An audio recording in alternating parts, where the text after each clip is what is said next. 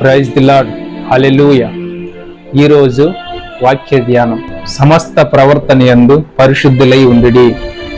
1 పేతురు 1వ అధ్యాయం 13-14 వచనాలు గమనించినట్లయితే, నేను పరిశుద్ధుడై ఉన్న ప్రకారం మీరును పరిశుద్ధులై ఉండమని దేవుని వాక్యం సెలవిస్తుంది.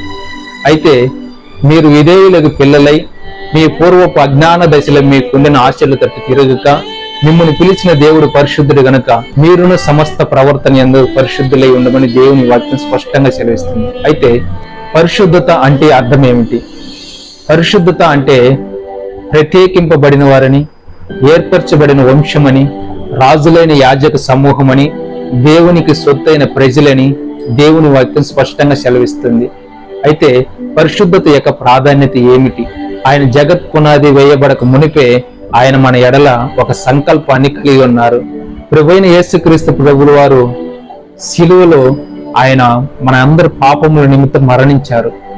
హల్లెలూయా. అయితే మనం దేని ద్వారా పరిశుద్ధపరచబడతాము?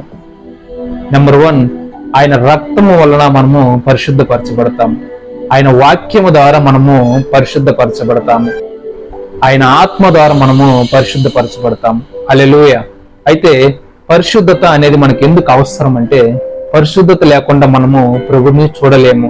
ఆయనను చూడాలన్నా, ఆయన ముఖ దర్శనం చేయాలైనా, ప్రభువైన యేసుక్రీస్తు ప్రభు వారు రారాజుగా వస్తున్నప్పుడు ఆయన మహిమను మనం చూడాలన్నా మనకు పరిశుద్ధత అనేది అవసరం. హల్లెలూయా. నా ప్రియ సహోదరి సహోదరులారా, మనమును ప్రతి ఒక్కరం కూడా మన సమస్త ప్రవర్తన యందు, చూపు యందు, నడక యందు, అన్ని విషయములలో మనము పరిశుద్ధత కలిగి ఉండాలని దేవుని వాక్యం స్పష్టంగా సెలవిస్తుంది.